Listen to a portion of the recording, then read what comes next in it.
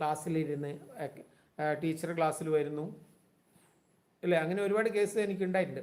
Teacher ക്ലാസ്സിൽ വരുന്നു, ബോർഡിൽ എഴുതിക്കുന്നു, അപ്പോൾ നമ്മൾ എഴുതാൻ വേണ്ടി ബുക്ക് എടുക്കുന്നു. ആ സമയത്ത് എൻ്റെ കയ്യിൽ പെൻസിലില്ല, പെന്നില്ല, പെൻസിലില്ല.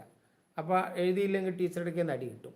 അപ്പോൾ ടീച്ചറോട് പറയാൻ പറ്റത്തില്ല, വീട്ടിൽ നിന്ന് പെൻസിൽ കളഞ്ഞു പോയതോ അതോ ഇല്ലാഞ്ഞിട്ടോ എന്തോ ആവട്ടെ, what ever it is, may be ഇല്ല കയ്യിൽ.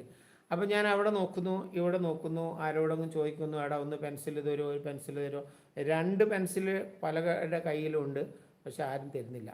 പക്ഷേ ചോദിക്കാതെ തന്നെ ഒരു കുട്ടി എനിക്ക് പെൻസിൽ നീട്ടുന്നു, ഇതാ അശോക എഴുതിക്കോ, എഴുതി കഴിഞ്ഞിട്ട് തന്നാൽ മതി, ഇല്ല നീ വെച്ചോ, എൻ്റെ അടുത്ത് 2 പെൻസിലുണ്ട്.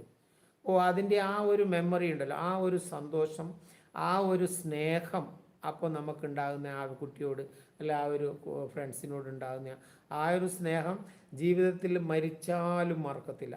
അതാണ് ഫ്രണ്ട്ഷിപ്പ് അല്ലേ. 4 പേരോട് ചോദിച്ചു, 4 പേരിൽ 3 പേരുടെ കയ്യിൽ 2 പേരുടെ കയ്യിൽ 2 പെൻസിലുണ്ട്, പക്ഷേ അവൻ തന്നില്ല അല്ലെങ്കിൽ അവൾ തന്നില്ല.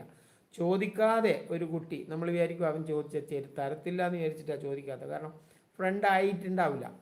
അപ്പോൾ അങ്ങനെയുള്ള ഒരു കുട്ടി പറയാം, ഇതാ എൻ്റെ കയ്യിൽ 2 പെൻസിലുണ്ട്, ഒന്ന് നീ എഴുതിക്കോ, പിന്നെ തന്നാൽ മതി, ഇല്ലെങ്കിൽ വേണ്ട എൻ്റെ കയ്യിൽ 2 പെൻസിലുണ്ട് നീ വെച്ചോ, എനിക്കില്ലല്ലോ പെൻസിൽ എന്ന് പറഞ്ഞിട്ടൊരു കുട്ടി പെൻസിൽ നമുക്ക് തന്നിട്ടുണ്ടെങ്കിൽ, ഞാൻ പറയുന്നത് ആ കുട്ടിയെ ഒരിക്കലും ജീവിതത്തിലെ നമ്മളെ സുഹൃത്തായിട്ട് ഒരിക്കലും മറക്കാൻ പറ്റത്തില്ല. അതാണ് ഫ്രണ്ട്ഷിപ്പ്. ഓക്കെ, അപ്പോൾ നമ്മൾ അങ്ങനെയുള്ള ഫ്രണ്ട്സ്. പിന്നെ നമ്മൾ ഭക്ഷണം അല്ലെ, നമ്മൾ മുട്ട ഇതെന്ന് എഴുതിയിരിക്കുന്ന